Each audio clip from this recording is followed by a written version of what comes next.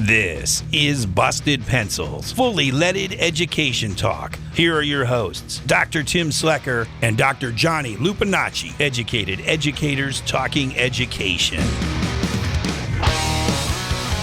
Busted Pencils, fully leaded education talk, educated educators talking education. Thursday night, we are still on a huge kind of excitement flowing as the transition. Uncle Joe, Grandpa Joe, whatever you want to say, President Biden, the patriot that he is, put forth the opportunity to allow that torch to be carried by someone else. Right now, it looks like it's going to be Kamala Harris. We got a lot to talk about in that side because, man, when it comes to really talking about public education and what we're up against right now, we got a lot to talk about. Johnny Lupinacci, though, how are you doing, my friend? Man, I'm doing great, Tim. It's great. Great to be here. Great to be, like you said, man, we're on this bender of, excitement finally from the Democratic Party. And, it's long overdue. Yeah, it is. But, hey, we're here riding that wave, figuratively with the politics and literally with the family on vacation on the beach. But, man, I would be beside myself to not be able to join you and Jess and talk about these things because as they're unfolding, man, they're exciting and they are unfolding and really exciting stuff we're going to get to today from a recent guest. Absolutely. Related to this conversation.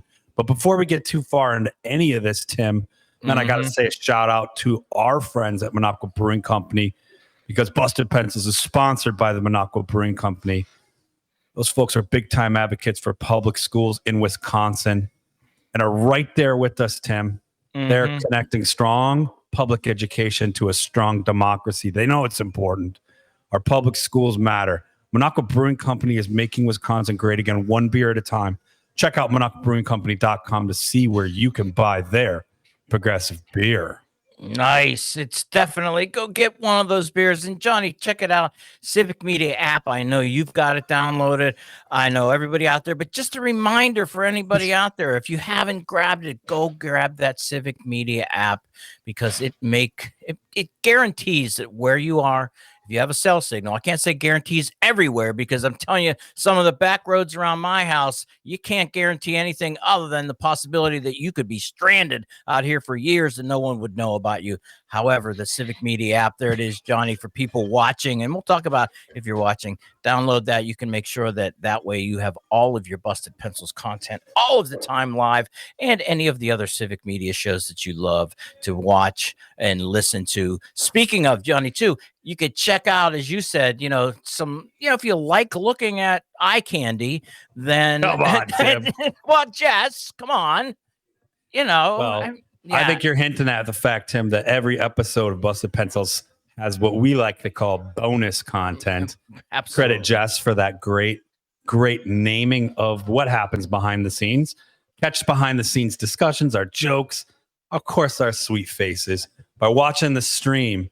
Busted Pencils on Facebook, Civic Media or Busted Pencils, YouTube, Civic Media or Busted Pencils, or on X through Civic Media. X. Come on. Look, I saw one of these polls on X the other day and I fell for it. It was a fake Elon Musk poll, but he was asking, should I change it back to Twitter? Yes or no? Absolutely. The answer is yes, Elon. Twitter is a marketing genius. Yes. I mean, you have things called tweets. You got a little bird on the phone. I mean, everything about it worked really well. It was a whole thing. But of course, take something good. You got to make it, something else. A little humility would allow him, though, kind of like President Biden, to step up and say, you know what, I made a mistake, or I'm going to do with something. I'm going with Twitter. Too much. Speaking of that, Johnny, if you got a chance last night, President Biden, 11 minutes. That's all he had. 11 minutes. I was on that. Not 93 minutes like that other guy. Tim, we were the opening act on Civic Media for the President of the United States. So you think I wasn't hanging around with my Civic Media app? Well, I even streamed it through the smart speakers, out to the beach where we were having a little family summer vacation. But everybody listened to the president from the Oval Office through the Civic Media app on the smart speakers. It worked. It was fantastic. Well, and there he was, too. Very humble. even choked up to the point, very intimate setting, but just let us know all of his accomplishments. And then, though, most importantly for me, what's at stake in November here, and then throwing that support to what looks like is going to be the presumptive nominee, Kamala Harris. I again gotta applaud President Biden, President Biden. And now, though, at this point, I am, because Jess was like, where are we going to go on the show tonight? And I was like, you know what? I don't want to go with Biden anymore at this point. Now, he did his duty. He's moved on. I'm so excited.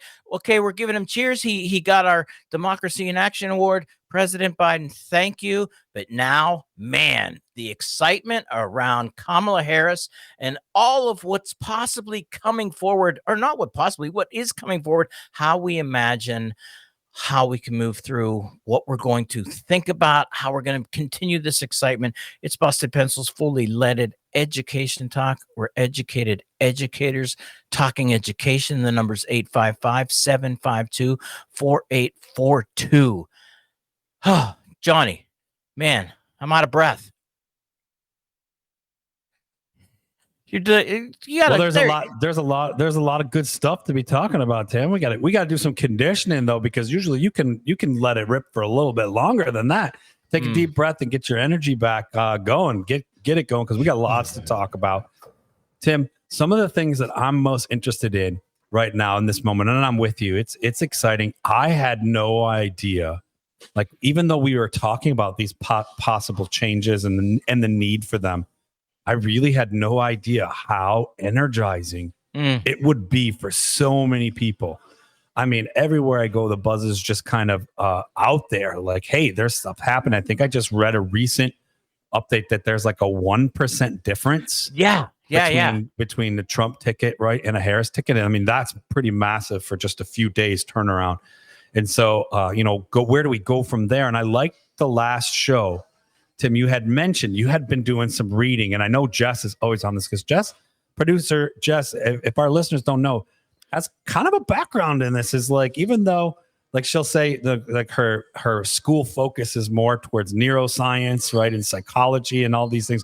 Jess, correct me, I know I'm wrong, but you have this health sciences and science background, but you also have quite interesting backstory of poli-sci. Let Jess share. Yeah.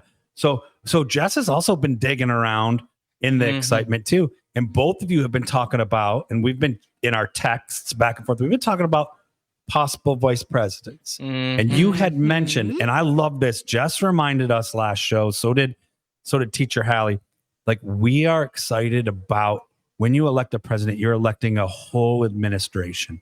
You had the opportunity to really make a choice on what you want the future to be. And so you both had been kind of teasing out some of the vice president possibles. Oh, yeah. Right. And I loved where you were both going with that last show. So, I'm hoping, Tim, we can dig into it a little bit more. You both can inform me. As listeners know, I've been on vacation. I've been reading. I've been keeping up. You've been regulating. You've been regulating. But certainly not to the level, right, that both Jess and Tim have. So we're going to just kind of tease through some things. And then, listener, we're gonna make a connection to a recent guest who I thought inspired me before all this shift. Yeah. I mean, we had the AFT president, Randi Weingarten, on here, and she inspired me, as union presidents are supposed to do. They're supposed to be inspiring and unifying. Well, she sure is. But she had some awesome stuff to say today. So we'll get to that too. Get to that. And LA Tom, man, he's been calling us right off the top of the hour all the last few days. LA Tom, you got some advice for us. LA Tom, what's happening, our friend? Yeah, guys, I got to just kind of push back a little bit on last night's show with Teacher Joanna and Teacher Hallie. When Kamala Harris first spoke in West Dallas, she was introduced by a teacher. She said that teachers are the most underpaid profession and the most important profession.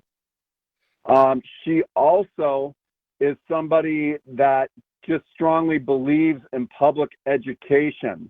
And I think that we really need to learn, as Democrats, as progressives, as democracy warriors, there is a difference between demonizing someone and pushing someone.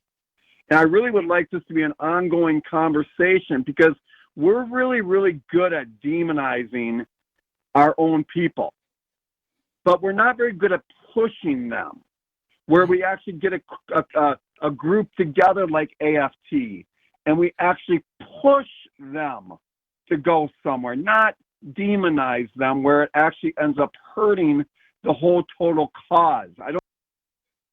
Yeah, LA Tom, man, he's hitting it right there. And I would say, I mean, I don't know if it needs a defense, but Teacher Hallie and Teacher Joanna, I would put them in the pushing category of where they were going last night, because when it comes to, we said, to the contrast of the other party, there's nothing to talk about there.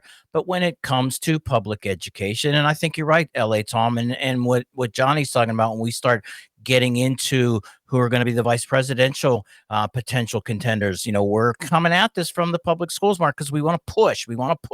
AFT wants to push. I like that idea of pushing and not demonizing. I think that is truly our civic responsibility, is to step up and say, you know what? Great. You're definitely our person. However, we would like to see this. And I see right now a lot of public education pushing on the vice presidential candidates, John, you hinted to. We'll talk to some of that. But I see very strongly particularly one of those candidates is not getting great favorable reviews. And it's not that we're demonizing this candidate. I think what we're trying to say is we're pushing Kamala Harris and the team that has put together her launch to this, is to say, hey, look, you've got some people to choose from out there. Here's one. We want to push you, Kamala Harris, the people that are her team, because there are some other people that absolutely seem to be that they would be a better choice when it comes to public education. LA Tom, though, appreciate the call. Definitely fully the idea, not demonizing our own team. It's Busted Pencils. It's fully leaded education talk. It's educated educators talking education. 855-752-4842 is the number. Johnny, man, you got me excited about when we come back, because speaking of AFT, Randi Weingarten, we've got quite a few little sound bites from Randi Weingarten. Stay tuned for more.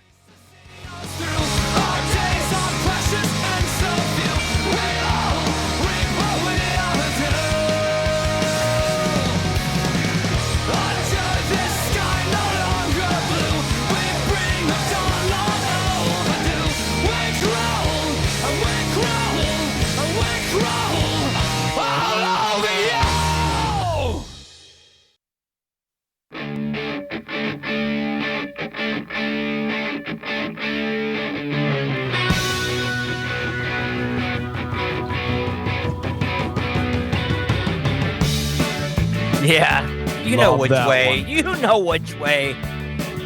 It's one way or the other way. Either way you can go. It's Busted Pencils, fully leaded education talk. Educated educators talking education. Man, 855-752-4842. LA Tom calling the first segment, reminding us, we got to push people. Let's not demonize people. LA Tom, great advice. Speaking of, though, talking about, Johnny, we had a great guest last week, Randi Weingarten, president of AFT. People like AFT used to be the American Federation of Teachers, now branded as just the AFT Union, representing healthcare workers, people that are working in the trenches throughout the schools. Huge, okay, big, second largest labor union. She really, today, Vice President Harris, candidate Harris, spoke at the AFT convention, of which Randi talked about that they were going to be having. Jess, let's go right into it and hear what Randi had to say about this new reality we're living. Well, do you want the new reality, or you want this administration that we currently have? Number two. Yeah. All right. Number two. This is the most pro-labor, pro-worker, pro-family, pro-public education administration in our history.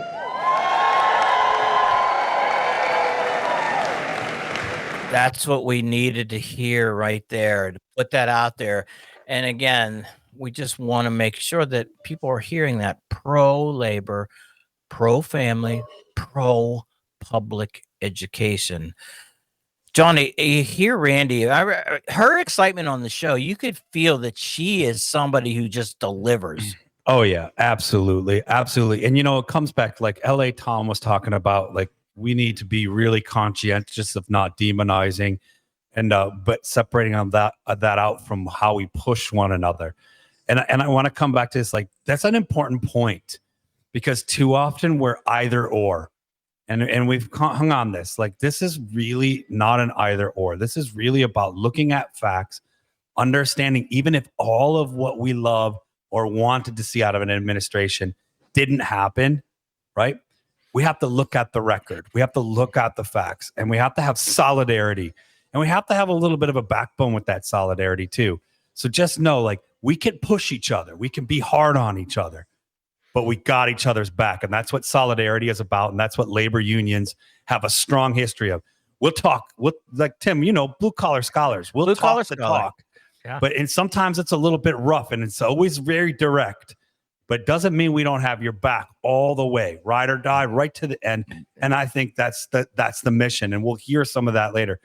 Randi Weingarten synthesized that well and reminded us on the show recently, hey, let's look at the facts. Let's contrast, right? Let's really look at what this administration, what this team has done, because Harris has done some pretty darn impressive things, not only in her career, but in the White House as the vice president. And so I liked remembering that it might not be my wish list for all things education, but we know that's a long ways to go. Oh, yeah. It certainly isn't the destruction of it. Right. And it certainly isn't an impedance to the things I dream as possible. I think she can bring those closer to reality than anyone else in recent times. And I think she has a record to show that. So I love that reminder from AFT and from Randi Weingarten. It's exciting. It's unifying. It's solidarity. It's going to be a rough road, but we're here for it. We're going to ride that road all the way. One of the things, though, too, Kamala Harris, Vice President Harris, she just started listening to Busted Pencils. So it's going to take her a while to really get where Johnny and Tim and Jess are coming from and all those guests. But eventually, and that's what we're doing here every night. We're making sure that administration and that team right now, they're listening, because as LA Tom says, we're pushing, we're putting forward. That's right. And I said it was a bender of a week with all the politics, all the exciting things. And then add on that, I've been on vacation. Not really. I am on vacation, but I'm clued in. Man, producer Jess just shot me a message reminding me, Johnny, Randi Weingarten was our guest a week ago today. 1 week ago. 1 week ago. So days. Listener, if you're like, man, they're talking a lot about this AFT gal, she is something else. I got to listen to that.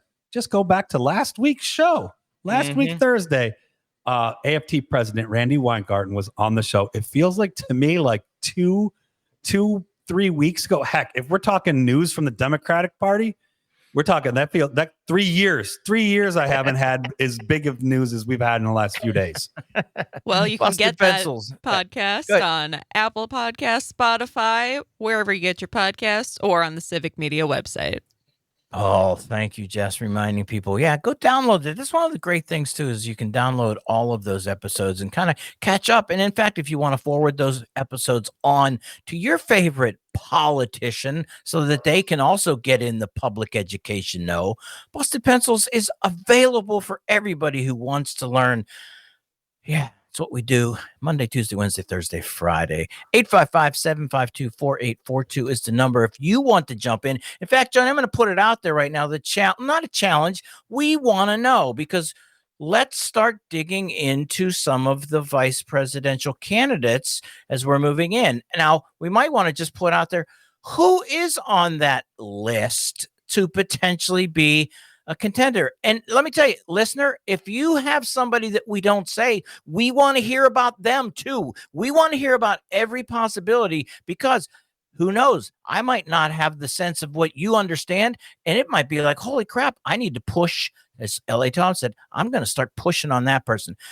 But Johnny, Josh Shapiro, governor of Pennsylvania, Gretchen Whitmer, governor of Michigan, Roy Cooper, governor of North Carolina, Andy Beshear, governor of Kentucky, Tim Walz, governor of Minnesota, J.B. Pritzker, governor of Illinois, and Mark Kelly, senator of Arizona.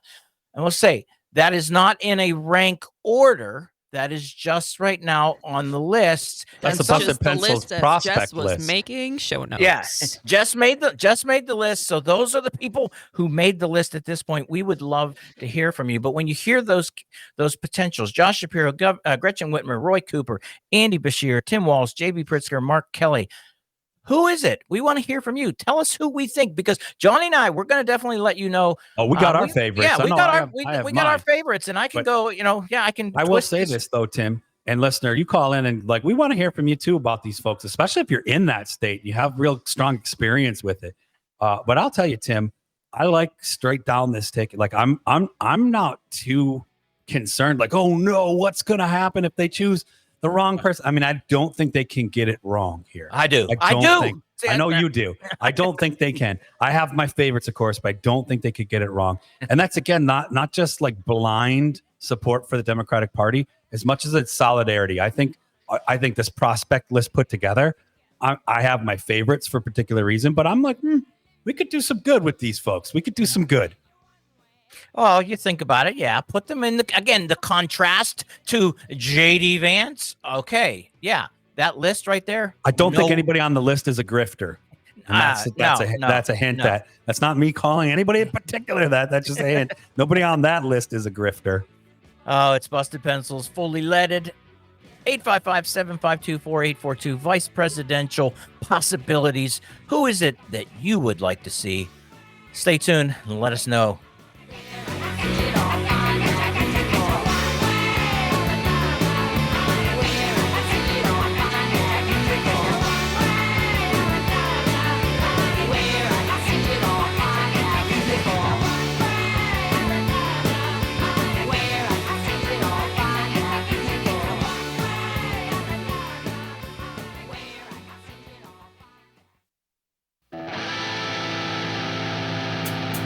We flipped our finger to the King of England. We stole our country from the Indians. We got on our side and guns in our hand.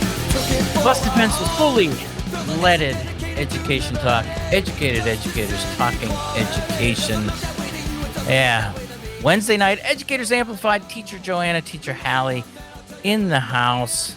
Conversation about, oh man, it's the end of July. From the teacher's point of view, how do you start viewing the days? Now, is it the countdown to, oh my goodness, I got to go back to school real soon? Teacher Joanne, I was thinking about what you just said. It's like when you see that first back to school commercial, it's when you get that, oh my God, wait a minute. Why do we have to talk about, the best clothes or trapper keepers today? We can wait anytime. I know. I remember feeling like that all of the time. Well, and actually, now that I think about it though, too, I'm speaking from a place of maybe privilege that I'm not working this summer. Many of my colleagues are working. They probably ain't even thinking, how I'm oh, then I'll have to set my alarm again. But many, many people are working right now.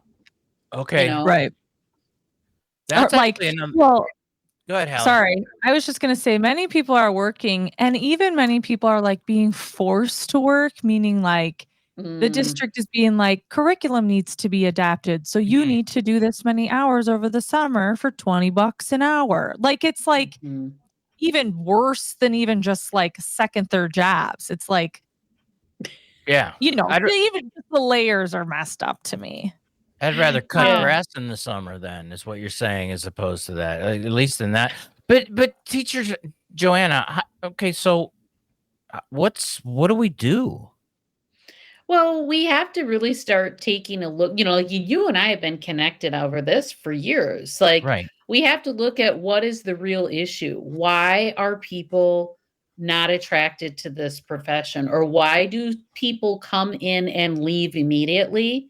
And how do we really hear that and change things in a way that will keep people, rather than just, be oh, well, guess they didn't cut it. Or here, I remember when I would be talking with leaders in my district where it would be how can we mentor people? I'm what do you mean? Mentor them to shift to accepting these conditions? Or are we going to show that we're working to change these conditions? Mm. And so I'm talking about really looking at shifting how a teacher's day is designed.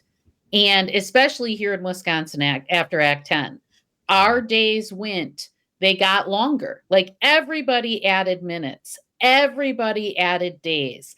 Positions that used to be paid for supervisory volunteer things the pay was taken away and you were forced to do them. So again, it's like your technical contract day might start at 7:30, but you might be assigned a hall duty that starts at 6:45 that you have to show up and do.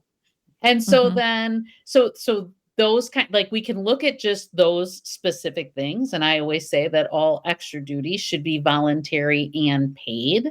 But then we do have to look at it like, and I probably said this on this show before, that you could look at that as like you're saving money, or I felt like, no, I was just a very expensive hall monitor. Like, I'm here for my expertise. You know what I'm here to design lessons and work with kids. But you think that, and so there's this thing happened where it was just like everything was interchangeable. Like, you're on the street, you're in the hallway, and now you're teaching, and now you're being a test proctor, and now and all of that. So we have to look at like, what is our work? What is the nature of our work? And how do we though build in, I'm simply asking for downtime. Like, how do you build in breaths for yourself? I mean, in terms of the schedule. And how do we value downtime? And there was something that shifted that was like, you are not working if you are not with children the whole time you're there. Teacher Hallie. Well, I think the piece that is missing is that we need to start viewing teachers as professionals and actually looking at education as like a highly respected, like high quality profession, not just like nice ladies who are willing to do whatever everybody tells them to do. Like, that's just what I think also in what Joanna's saying, like, to summarize it, like, we've really just taken out understanding what teaching and learning is and made this more into like a transactional job where I need to get, like, someone else needs to get X, Y, and Z done. And so then they're forcing professionals essentially to do work that's inappropriate for the level of qualifications that teachers actually have. And I've been getting my study on for my PhD. Yeah, you have. I've been getting my study on. And just something I was examining yesterday was about that, like, where learning actually falls in terms of what schools are really trying to accomplish. And this was from Professor, I think his name is Richard Elmore from Harvard. And he said, number one role of school right now in this system we've designed around it is custody. And then 2 is, once you have custody, like, where are the kids going to be? Then you think about control. Then after that, it's kind of about managing our economic system. Then comes learning. So I'm talking about going down to that stuff. Whoa, speaking of learning, I think I just heard a bell. I think I heard it in my headphones. Tim, did we hear that bell? Because there it is. There it is. Every day on Busted Pencils, we highlight democracy in action. And today's democracy in action, Teacher Hallie coming right out of the gate, reminding us to have hope in people. We don't have hope in one single savior. We have hope in people. And collectively, I love how Teacher Joanna brought us back to this in this segment. Collectively, we have hope in teachers understanding the labor conditions and what they need to do good teaching, right? A couple weeks ago, we had AFT President Randi Weingarten on. She reminded us of the importance of organizing and supporting solidarity in labor. And I can't help but bring back that connection that she brought up. The AFT is the second largest union for nurses, right? And teachers. Nurses and teachers, 2 feminized career, whether you're male identifying or female identifying, it's a feminized career. And man, I can't help but get excited about women taking leadership right now. This is exciting. It's connected to that. I don't just mean Kamala, but I mean collectively women. So today's Democracy in Action, Teacher Hallie's Hope in the People, right? Connected to the core democratic value, popular sovereignty. Remember, every Democracy in Action on Busted Pencils is connected to a core democratic value. And today's is popular sovereignty. The power of the government comes from its people, not from individuals we elect. Those elections are important. We're going to talk about them. But in all of us, the people, and when we say that, especially all of us, the educators. So love it, Teacher Joanna, Teacher Hallie. Thank you for being here with us tonight.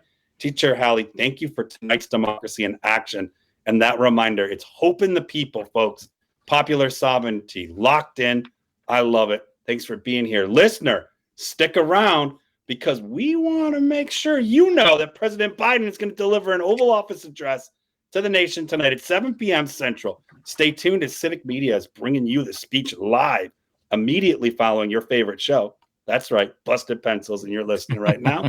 So stay tuned and listen to the president because we're his opening act tonight on Civic Media, aren't we, Tim? Nice. Well, I told you, they asked us if we would do the opening for the president today, and I said, sure. Well, that's what Busted Pencils is for. We will gladly open for President Biden, especially since he was such a patriot and agreed that it was time to, exercise his humility and pass the torch on. And it looks like that torch is going to Kamala Harris. Back to Teacher Hallie, Teacher Joanna, though, too, this idea of a work day and all that. I know I want to stretch a little bit here and just point back to the first segment, staying in this realm, though, too. The other stuff that you do, Teacher Joanna, as we're coming into the fall, though, with this presidential race, Teacher Hallie, are we thinking about going, oh, my, I got to teach this stuff, too, on top of the fact that all of the inappropriate, let's say, how the school day is already structured so incorrectly, as you pointed out, Joanna. And now the fact is that we've got a major presidential election happening after an assassination attempt, all of this coming together. How does this situate you for coming back to school with that on your to-do list? Well, I will be interested to hear from the kids. I like to hear where they're at. So that I am really looking forward to, is learning from them and just kind of taking in how they're seeing things, how they're thinking about things. Because again, it's not like I show up and I bring it up. They show up and they bring it in. That's what I was thinking, even during your conversation about like cutting the workday down to 4 days or whatever, the school week. That is the piece that I continue to hear when people talk about education who aren't educators. And it goes with this of like this idea that like teachers tell students everything that they need to know.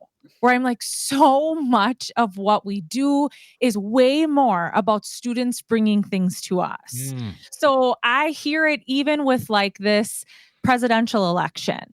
I don't have to have like the world's best like lesson plan written up for us to talk about it. The kids will bring it up because they've got cell phones at their fingertips. It's in their world. They're curious. And so my role is more to help navigate, how do we critically think about this? Or the things that you're seeing, what's true, what's not true, what makes sense to you? If you are 18 and you can vote, how will you go vote? So it's less about me telling them who to vote for, but it's more about like, how can they critically take in all this information? And then I'll just add one more thing. That's the other reason I know that people don't really know what we're talking or like really what teaching and learning is because I'm like, even with all this stuff about us being indoctrinators, I don't go up to kids and say, hey, I have a friend who's gay and they lay in the same bed together. Kids come up to us from 4 years old to seniors in high school with questions. Or sharing their experience in their lives. Right. And so it's our job as professionals. And that's what I mean. Like, we're not viewed as professionals.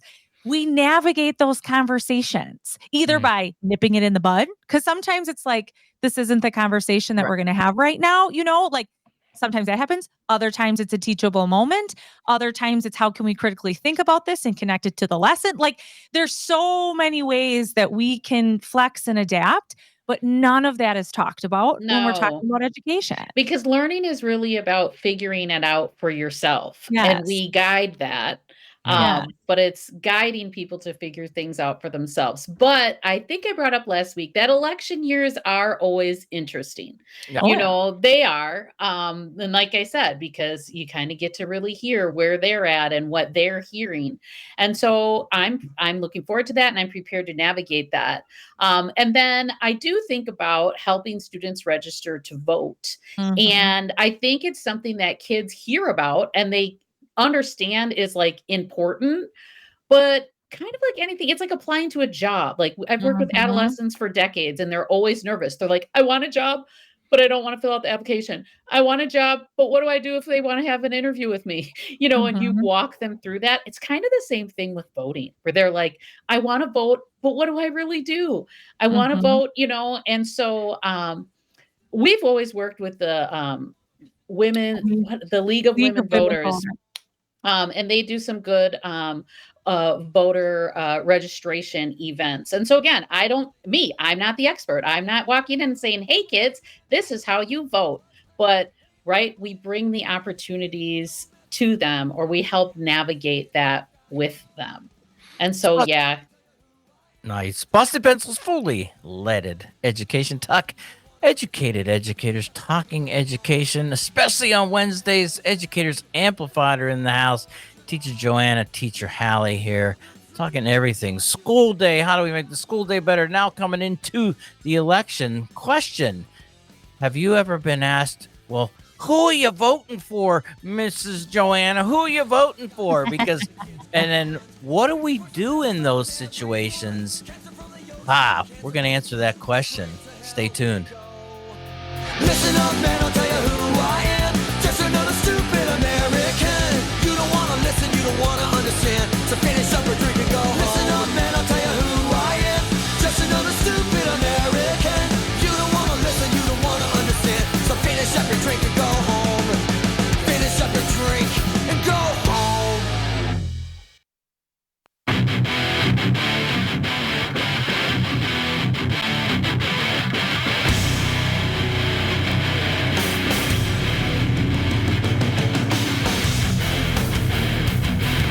Busted Pencils fully leaded education talk. Educated educators talking education.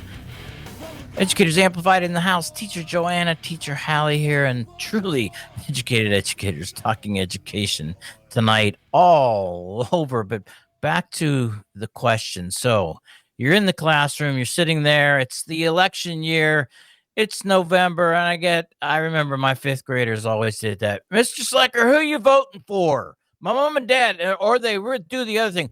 My dad wants to know who you're voting for. I'm like, oh, really? All right, Teacher Hallie, Teacher Joanna, how do we address that question? Well, you're right. That does come up. That's working with kids. We work with adolescents, so they ask about everything. And so, yeah, that's always comes up. And I usually just share with them. I don't say who I'm voting for. I'll just say, here are things I think about. And you say, oh, I know my vote's important to me. And when I'm voting, I think about the things that are important to me. And my students really do know that public education is very important to me.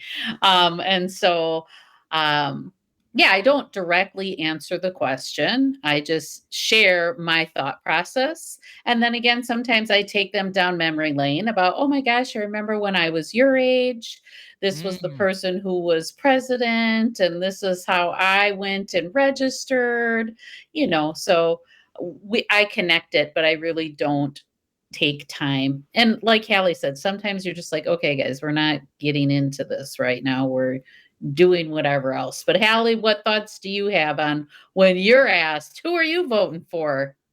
I had very similar thoughts, funny enough, where usually I'll ask a question back, like, do you know what things that I value? So who would you think that I would vote for? Or it's still something that I'm, thinking about myself. And then, I'm way more interested in talking to them than about registering to vote and helping them feel confident doing that. And those are the things they actually really care about, because it's a fleeting question. Who are you going to vote for? Whereas, especially our 18-year-olds or even 17-year-olds are actually thinking for themselves, like about voting. Yep. So I can usually quickly like shift the conversation to like the act of voting. And then it's actually something that they're interested in. And then that's where I'm like, all right, let's talk about it. Yeah. Like, I really like to talk about like, how do you vote? We can practice, like looking it up online. Yeah. What does your ballot look like? Like stuff like that. Johnny. Yeah, I'm in the same boat. I loved that question because one, it's a great opportunity to talk about voting and our civic responsibility as voters. And similar, met with the question of like, well, why you care about exactly who I vote? Care more about the process. And I used to go into a lot of how the election process works, like how as a voter, I get to decide in a booth. I get to go into that booth, or, you know, now in the state of Washington where I live and teach, it's by mail. Everyone votes by mail. So you get mailed this thing. And we talk a little about pros and cons of that, because I'm a big, strong supporter of everyone having their decision. Everybody has a right to make their decision. Their voice is valued. And that's an important right. And it's an important responsibility we have. So we talk more about the process of voting.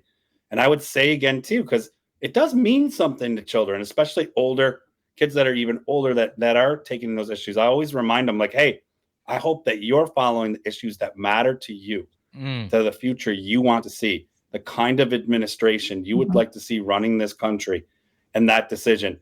Knowing me as a person, I would always say, I bet you probably know who I'm voting for. I don't need to tell you, because you know my politics. Because we've had so many discussions on issues. So really reiterating how important it is that they learn, but also that we're models for them. And again, like both Teacher Joanna and Teacher Hallie said, and then shared in their response, none of us out there are indoctrinating, but we all have politics, especially politics that represent the well-being of children. And I'm sorry, in this election and in the past few elections, the politics of advocating for all children are pretty clear. Who you'd be voting for if you're supporting children. And children know that. You know, they would ask similarly, my students share all the time, that how do you respond in an election year to who you're voting for? Well, you heard Teacher Joanna, Teacher Hallie, and I share how we do it. We don't tell them who we're voting for. We talk about the voting process, and we do lean on, hey, you probably, if you know my politics, you probably have a good idea who I'm voting for. The other very similar question would come up a lot of, do you support Black Lives Matter? And you know, and my students always ask me that, and I would say unapologetically yes, and share with them the principles of that movement and why.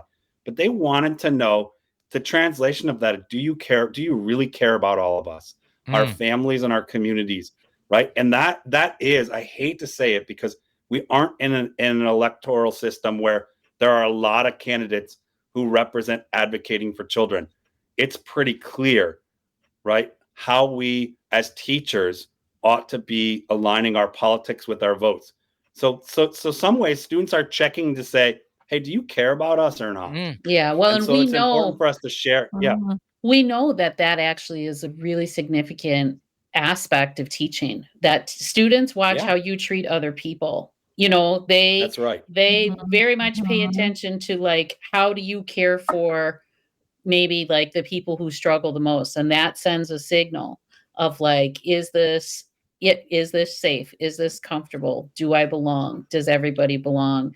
And so, yeah, kids really pay attention to that kind of stuff. But right, us master educators, you turn it back to them. You're like, the subject isn't me, y'all. The subject is you and your lives. So we turn it back to that always. And what I keep hearing though too on this is just, John, just quick is, dude, it depends. Like I said, when my fifth graders ask me, you're saying when your 16 and 17-year-olds ask me, and Johnny's probably more referring to undergrads, of which I've also had that teaching undergrads, and recognizing that there might be a different way to answer that question depending on what student is asking. Who is that student? What age are they? Where are we at? What are we involved in talking about? You know, when I was teaching social studies methods to beginning elementary school teachers, I was potentially, somebody would say, but sounds like you're heavily indoctrinating. Well, hey, it's Busted Pencils. And Johnny, you know what's also great, man? We coming up on a What a great show. Busted Pencils is sponsored by